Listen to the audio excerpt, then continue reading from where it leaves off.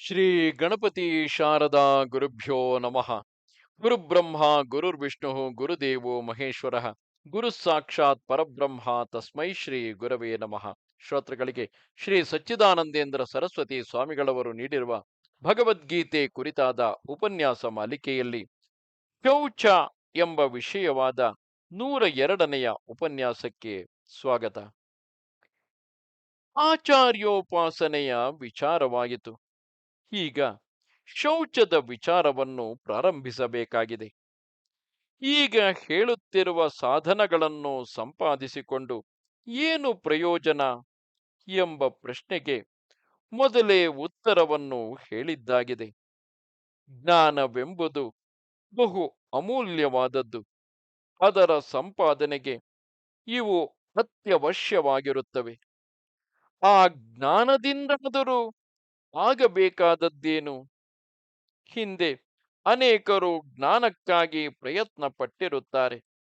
ಆದ್ದರಿಂದ ನಾವು ಪ್ರಯತ್ನಿಸಬೇಕು ಎಂಬುದು ಸಮಂಜಸವಾದ ಉತ್ತರವಾಗಲಾರದು. ಅನೇಕರು ಭೂಮಿಯ ಸುತ್ತಲೂ ಪ್ರಯಾಣ ಮಾಡಿರುತ್ತಾರೆ.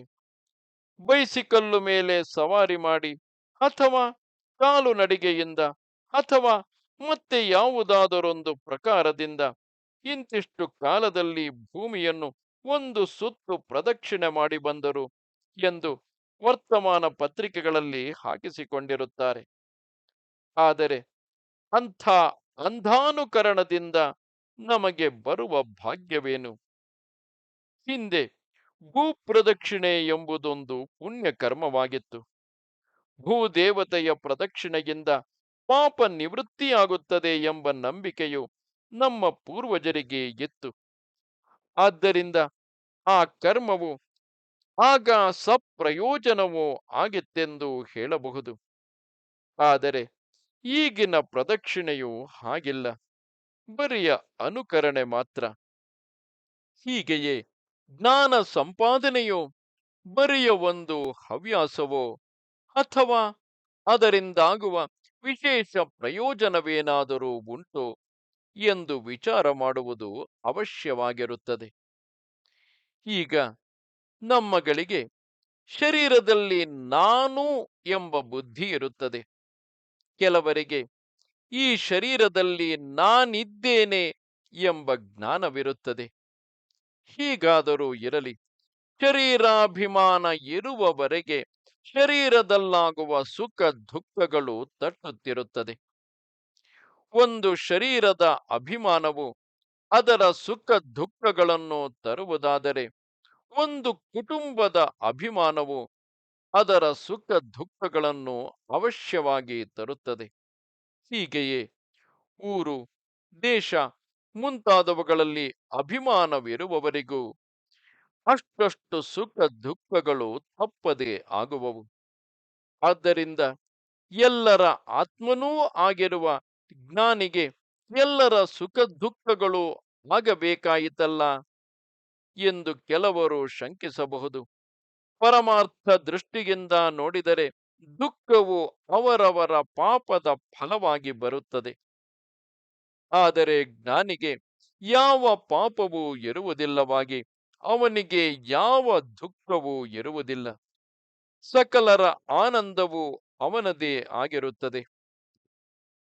ಇನ್ನು ವ್ಯಾವಹಾರಿಕ ದೃಷ್ಟಿಯಿಂದ ನೋಡಿದರಂತೂ ಎಲ್ಲರ ಸುಖ ದುಃಖಗಳನ್ನು ಜ್ಞಾನಿಗಳು ತಮ್ಮ ಸುಖ ದುಃಖದಂತೆ ಎಂದು ಎಣಿಸಿ ಸಕಲರ ಹಿತವನ್ನು ಸಾಧಿಸುವುದರಲ್ಲಿಯೇ ನಿರತರಾಗಿರುತ್ತಾರೆ.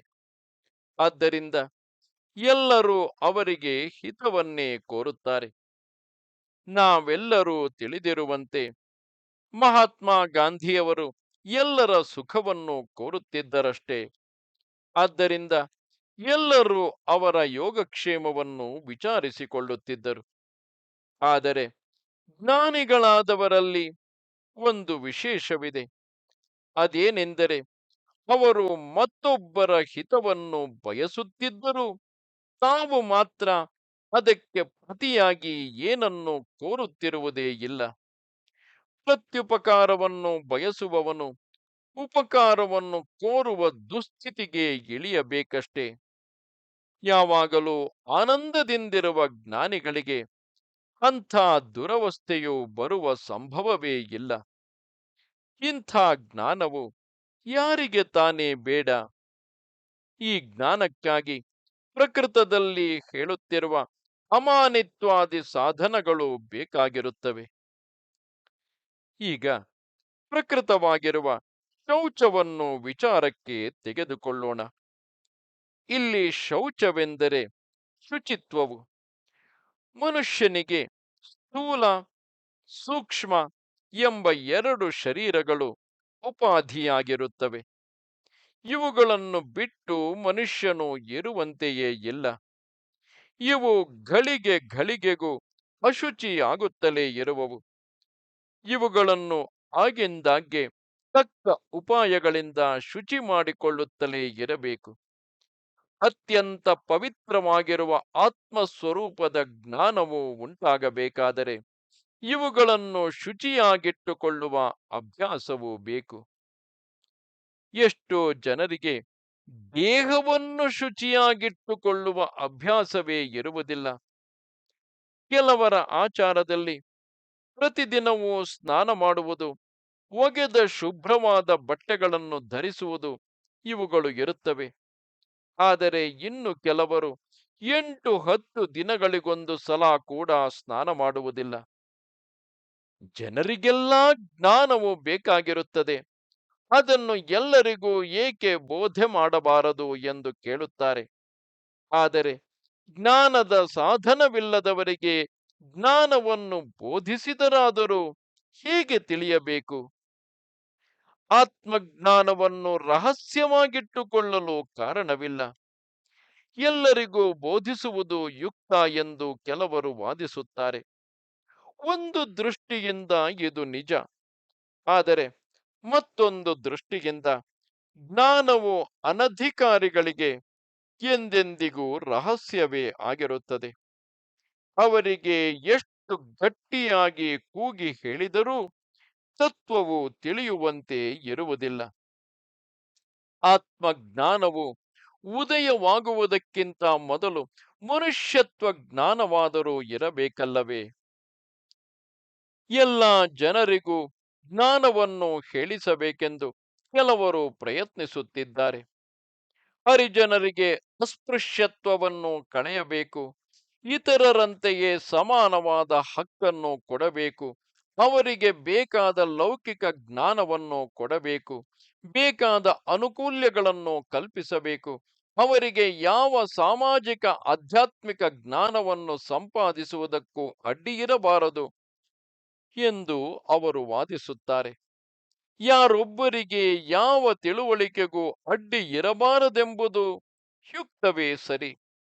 ಆದರೆ ಮೊಟ್ಟ ಮೊದಲು ಈ ಜನರಿಗೆ ಆರ್ಥಿಕ ದಾರಿದ್ರ್ಯವನ್ನು ಕಳೆದುಕೊಳ್ಳುವ ಸನ್ನಿವೇಶವನ್ನು ಏರ್ಪಡಿಸುವುದು ಅತ್ಯವಶ್ಯವಲ್ಲವೇ?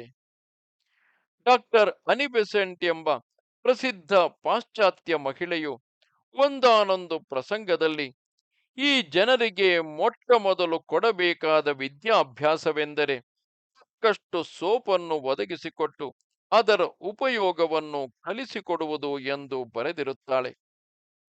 ಇದು ಬಹಳ ಅರ್ಥಗರ್ಭಿತವಾದ ವಾಕ್ಯವು. ಹರಿಜನರೆಂದು ಹೆಸರಿಟ್ಟ ಮಾತ್ರದಿಂದಲಾಗಲಿ, ದೇವಾಲಯಗಳಲ್ಲಿ ಪ್ರವೇಶದ ಹಕ್ಕನ್ನು ಕೊಟ್ಟರಾಗಲಿ, ಕೆಲವು ಅಧಿಕಾರ ಸ್ಥಾನಗಳನ್ನು ಅವರಿಗೆ ಮೀಸಲಿಟ್ಟರಾಗಲಿ, ಅವರ ಅಸ್ಪೃಶ್ಯತೆಯು ನಿಜವಾಗಿ ಹೋಗಲಾರದು. ಈ ಜನರು ತಮ್ಮ ಮನೆಗಳನ್ನು ಚೊಕ್ಕಟವಾಗಿ ಇರಿಸಿಕೊಳ್ಳುವಂತೆಯೂ, ತಮ್ಮ ಬೀದಿಯಲ್ಲಿ ಯಾವ ಕೊಳಕು ಇಲ್ಲದಂತೆ ನೋಡಿಕೊಳ್ಳುವ ಪದ್ಧತಿಯನ್ನು, ಆಹಾರ, ಬಟ್ಟೆ, ನಡೆನುಡಿಗಳು ಇವೆಲ್ಲವನ್ನು ಚೊಕ್ಕಟವಾಗಿ ಇರಿಸಿಕೊಳ್ಳುವಂತೆಯೂ ಮಾಡಿಸಬೇಕು.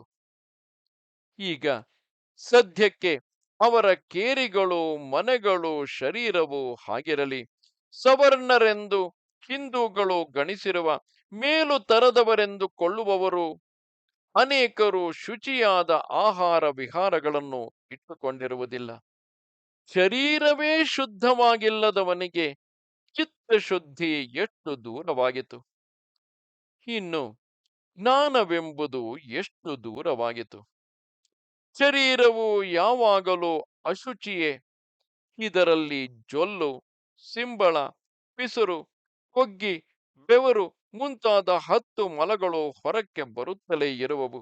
ಇದನ್ನು ಎಷ್ಟು ಸಲ ತೊಳೆದುಕೊಂಡರೂ ಸಾಲದು.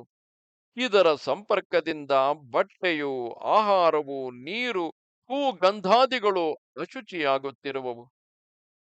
ಇಂಥ ದೇಹವನ್ನು ನಾನು ಎಂದು ತಿಳಿಯುವುದು ಎಂಥ ಮೌಢ್ಯವಾಯಿತು. ಶರೀರವು ಅಶುಚಿ ಎಂಬುದು ನಮಗೆ ಆಗಾಗ್ಗೆ ಮನಸ್ಸಿಗೆ ಬರುತ್ತಲೇ ಇರಬೇಕು. ಊಟ ಮಾಡಿದರೆ, ಶೀನಿದರೆ, ಕೆಮ್ಮಿದರೆ, ವ್ಯಾಕರಿಸಿದರೆ, ಮಲಮೂತ್ರ ವಿಸರ್ಜನೆ ಮಾಡಿದರೆ ಆಯಾ ಅವಯವಗಳನ್ನು, ಕೈಕಾಲುಗಳನ್ನು ಚೊಕ್ಕಟವಾಗಿ ತೊಳೆದುಕೊಂಡು ಶುದ್ಧಾಚಮನವನ್ನು ಮಾಡುವ ಪದ್ಧತಿಯು ದ್ವಿಜರಲ್ಲೆಲ್ಲ ಇದ್ದದ್ದು ಈಗ ಬ್ರಾಹ್ಮಣರಲ್ಲಿ ಕೂಡ ಕಡಿಮೆಯಾಗುತ್ತಾ ಬಂದಿದೆ. ಅಶುಚಿಯಾದ ಆಹಾರವನ್ನಾಗಲಿ, ಪದಾರ್ಥಗಳನ್ನಾಗಲಿ, ಪ್ರಾಣಿಗಳನ್ನಾಗಲಿ, ಜನರನ್ನಾಗಲಿ ಮುಟ್ಟಬಾರದು. ಇದು ಆ ಪದಾರ್ಥಗಳ, ಪ್ರಾಣಿಗಳ ಅಥವಾ ಜನರ ಮೇಲಿನ ಅನಾದರದಿಂದ ಅಲ್ಲ.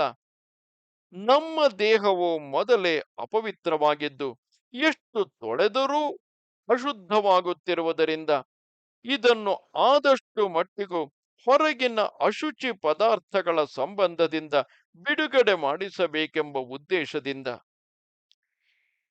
ಇದೇ ಅಸ್ಪೃಶ್ಯತೆಯ ರಹಸ್ಯವು. ಕೆಲವು ಜನರುಗಳು ಮಾತ್ರ ಅಸ್ಪೃಶ್ಯರೆಂದು ತಿಳಿಯುವುದಾಗಲಿ, ಅವರನ್ನು ಸಮಾಜದಿಂದ ದೂರ ಇಡಿಸುವುದಾಗಲಿ ಅಸ್ಪೃಶ್ಯತೆಯ ಪಾಲನೆಯಲ್ಲ. ಅವರನ್ನು ಎಲ್ಲರ ಮೇಲೂ ಛೂ ಬಿಡುವುದು ಅಸ್ಪೃಶ್ಯತಾ ನಿವಾರಣೆಯೂ ಅಲ್ಲ. ಇದುವರೆಗೆ ಹೇಳಿದ್ದು ಬಾಹ್ಯ ಶೌಚವಾಯಿತು. ಇನ್ನು ಅಂತರ ಶೌಚವು ಇದಕ್ಕಿಂತ ಹೆಚ್ಚಿನದಾಗಿರುತ್ತದೆ. ಏಕೆಂದರೆ ಶರೀರವು ಅಶುಚಿಯಾಗಿದೆ ಎಂಬುದನ್ನು ಲಕ್ಷ್ಯವಿಟ್ಟು ನೋಡಿದರೆ ಇಂದ್ರಿಯಗಳಿಗೂ ಗೋಚರವಾಗುತ್ತದೆ. ಆದರೆ ಮನಸ್ಸು ಇಂದ್ರಿಯ ಗೋಚರವಲ್ಲ. ಆದ್ದರಿಂದಲೇ ಅದನ್ನು ಸೂಕ್ಷ್ಮ ಶರೀರವೆನ್ನುವರು. ಈ ಸೂಕ್ಷ್ಮ ಶರೀರವು ಕಾಮ, ಕ್ರೋಧ, ಲೋಭ, ಮೋಹ, ಮದ, ಮಾತ್ಸರ್ಯ ಮುಂತಾದವುಗಳಿಂದ ಅಶುಚಿಯಾಗುತ್ತಲೇ ಇರುತ್ತದೆ. ವ್ಯವಹಾರದಲ್ಲಿ ನಾವು ಅಶುಚಿಯಾದ ದೇಹವನ್ನು ಆ ದೇಹದ ಸಂಬಂಧದಿಂದ ಹೆಂಡತಿ, ಮಗ, ನೆಂಟರಿಷ್ಟರು, ಪ್ರಾಣಿಗಳು, ಹೊಲ, ಮನೆ, ಹಣಕಾಸು ಮುಂತಾದವುಗಳನ್ನು ನಾನು, ನನ್ನದು ಎಂದುಕೊಂಡು ಅಶುಚಿಯಲ್ಲಿಯೇ ಶುಚಿ ಬುದ್ಧಿಯಿಂದ ಮನಸ್ಸನ್ನು ಮಲಿನಗೊಳಿಸುತ್ತಿರುವೆವು. ಮೃಜ್ಜಲಾದಿಗಳಿಂದ ಹೇಗೆ ಶರೀರವನ್ನು ಶುಚಿಗೊಳಿಸಬೇಕು, ಹಾಗೆಯೇ ಕಾಮಾದಿಗಳನ್ನು ಪ್ರತಿಪಕ್ಷ ಭಾವನೆಯಿಂದ ಶುಚಿಗೊಳಿಸುತ್ತಿರಬೇಕು. ಎಲ್ಲರಲ್ಲಿಯೂ ಪ್ರೇಮ, ಕರುಣೆ, ಮೈತ್ರಿ, ಶಾಂತಿ, ಔದಾರ್ಯ, ವಿವೇಕ, ಎಚ್ಚರಿಕೆ ಮುಂತಾದ ಗುಣಗಳನ್ನು ಅಭ್ಯಾಸ ಮಾಡಿದಂತೆಲ್ಲ ಮನಸ್ಸಿನ ಮಲಗಳು ತೊಲಗುತ್ತಾ ಬರುವವು. ಇದು ಬಹಳ ಕಷ್ಟಸಾಧ್ಯವಾದ ಕೆಲಸ.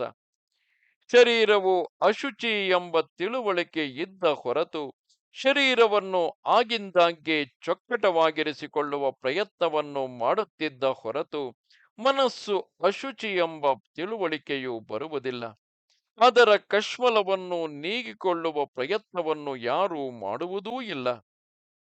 ನಾವು ಮೊಟ್ಟ ಮೊದಲು ಅಶುಚಿಯಾದ ಆಹಾರ, ಅಶುಚಿಯಾದ ಮಾತುಕತೆ ಇವುಗಳನ್ನು ಬಿಡುವುದಕ್ಕೆ ಪ್ರಯತ್ನಿಸಬೇಕು. ಬಳಿಕ ಅಶುಚಿಯಾದ ಆಲೋಚನೆಗಳನ್ನು ಮನಸ್ಸಿನಿಂದ ತೊಲಗಿಸಿಕೊಳ್ಳುವುದಕ್ಕೆ ಪ್ರಯತ್ನಿಸಬೇಕು.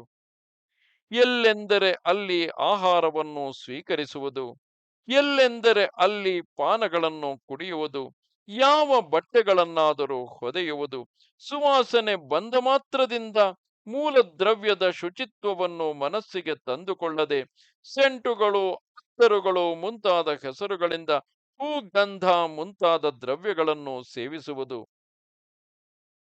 ಇಂಥ ಅಶುಚಿಯಾದ ಆಚಾರಗಳನ್ನು ಮೊದಲು ಬಿಟ್ಟು ಬಿಡಬೇಕು. ಈ ಶರೀರಕ್ಕೆ ಯಾವಾಗ ಎಲ್ಲಿಂದ ಅಶುಚಿಯಾದ ವಸ್ತುಗಳ ಸಂಪರ್ಕ ಉಂಟಾಗುವುದೋ ಎಂದು ಅಂಜುತ್ತಿರಬೇಕು. ಅಶುಚಿಯಾದ ಜನರ ವ್ಯವಹಾರವೆಲ್ಲವೂ ಅಶುಚಿಯಾಗಿರುವುದು.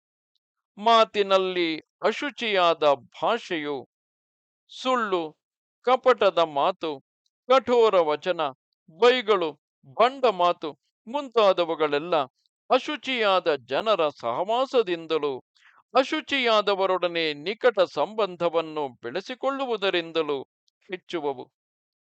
ಇವೆಲ್ಲಕ್ಕಿಂತಲೂ ಹೆಚ್ಚಾಗಿ ಅಶುಚಿ ಜನರ ಸಂಘವು, ಅಶುಚಿ ವಸ್ತುಗಳ ಸೇವನೆಯು, ಅಶುಚಿ ವಾಕ್ಕುಗಳ ಭಾಷಣವು ನಮ್ಮ ಮನಸ್ಸಿನ ಮೇಲೆ ನಮಗೂ ತಿಳಿಯದಂತೆ ಅತ್ಯಂತ ಅಪಾಯಕರವಾದ ಪರಿಣಾಮವನ್ನು ಉಂಟುಮಾಡುವವು. ಮನಸ್ಸು ಕೆಟ್ಟರೆ ಮನುಷ್ಯನೇ ಕೆಡುವನು. ಆದ್ದರಿಂದ ನಾವು ಮೊಟ್ಟ ಮೊದಲು ಮನುಷ್ಯತ್ವ ಜ್ಞಾನವನ್ನು ಸಂಪಾದಿಸಿಕೊಂಡು ನಿಜವಾದ ಮನುಷ್ಯರಂತೆ ನಡೆಯುವುದನ್ನು ಕಲಿಯಬೇಕು. ಮನುಷ್ಯರಾಗುವುದಕ್ಕೆ ಎಲ್ಲರಿಗೂ ಹಕ್ಕಿದೆ.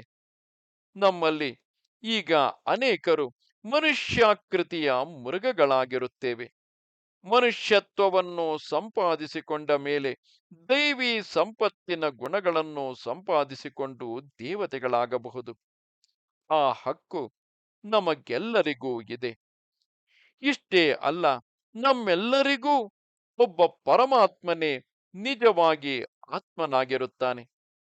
ಅಂಥ ಪರಮಾತ್ಮನ ಸ್ವಭಾವವನ್ನು ಅನುಕರಣೆ ಮಾಡಿ ಸೋಹಂ, ಅಂದರೆ ಅವನೇ ನಾನು ಎಂದು ಭಾವಿಸುವ ಹಕ್ಕು ನಮಗೆಲ್ಲರಿಗೂ ಇದೆ. ಈಗ ನಾವು ಈ ಪರಮಾತ್ಮ ಜ್ಞಾನಕ್ಕೆ ಬಹಳ ದೂರ ಇರುತ್ತೇವೆ. ಅತ್ಯಂತವಾಗಿ ನಿತ್ಯ ಶುದ್ಧನಾಗಿರುವ ಪರಮಾತ್ಮನಿಗೂ ಅತ್ಯಂತ ಅಶುಚಿಯಾಗಿರುವ ನಮಗೂ ಎಲ್ಲಿಂದೆಲ್ಲಿ. ನಮ್ಮ ಶರೀರಾದಿಗಳು ಎಷ್ಟು ಶುಚಿ ಮಾಡಿದರೂ ಅವು ನಿತ್ಯ ಶುಚಿಯಾಗಿರುವುದಿಲ್ಲ. ಆದರೇನು, ಅಪವಿತ್ರನಾಗಲಿ ಪವಿತ್ರನಾಗಲಿ ಎಂಥ ಕೆಟ್ಟ ಅವಸ್ಥೆಯನ್ನೇ ಪಡೆದಿರಲಿ, ಈ ಪರಮಾತ್ಮನ ಸ್ಮರಣೆಯನ್ನು ಮಾಡಿದರೆ ಸಾಕು, ನಮಗೆ ಹೊರಗಿನ ಒಳಗಿನ ಶೌಚವು ಬಂದಂತಾಗುವುದು. ಪರಮಾತ್ಮನಿಗೆ ಎಲ್ಲರ ಮೇಲೂ ದಯೆ ಇರುತ್ತದೆ. ಎಲ್ಲರೂ ಯಾವಾಗಲೂ ಶುಚಿಯಾಗಿರಬೇಕೆಂಬುದೇ ಆತನ ಸಂಕಲ್ಪವು. ಆತನು ಸೃಷ್ಟಿ ಮಾಡಿರುವ ಪೃಥ್ವಿ, ಅಪ್ಪು, ತೇಜಸ್ಸು, ವಾಯು, ಆಕಾಶ ಇವೆಲ್ಲವೂ ಅತ್ಯಂತ ಶುಚಿಯಾಗಿರುತ್ತವೆ. ಮನುಷ್ಯನ ಪಾಪಾಚರಣೆಯಿಂದ ಅವು ಆಗಾಗ್ಗೆ ಅಶುಚಿಯಾದಂತೆ ತೋರಬಹುದು. ಆದರೇನು, ಕಾಲಕ್ರಮದಲ್ಲಿ ಅವು ಶುದ್ಧವಾಗುತ್ತಲೇ ಇರುವವು. ಇವುಗಳನ್ನು ಕೆಡಿಸಿದವನು ಹಿರಣ್ಯಕಶಿಪುವಿನಂತೆ ಅಸುರನಾಗುತ್ತಾನೆ. ತಾನು ಶುಚಿಯಾಗಿ ಅವುಗಳನ್ನು ಶುಚಿಯಾಗಿ ಇಟ್ಟುಕೊಂಡವನು ಪ್ರಹ್ಲಾದನಂತೆ ಭಕ್ತವರನಾಗಿರುತ್ತಾನೆ. ಆತ್ಮಜ್ಞಾನಿಗಳು ಯಾವಾಗಲೂ ಪರಮಾತ್ಮ ನಿಷ್ಠೆಯಲ್ಲಿ ಇರುವುದರಿಂದ ನಿತ್ಯ ಶುದ್ಧ ಸ್ವರೂಪರೇ ಆಗಿರುತ್ತಾರೆ. ಅವರಿಗೆ ಅಶುಚಿಯಾಗಿರುವವರನ್ನು ಕಂಡರೆ ತಿರಸ್ಕಾರ ಉಂಟಾಗುವುದಿಲ್ಲ. ಅವರ ಮೇಲೆ ಕನಿಕರ ಉಂಟಾಗುತ್ತದೆ.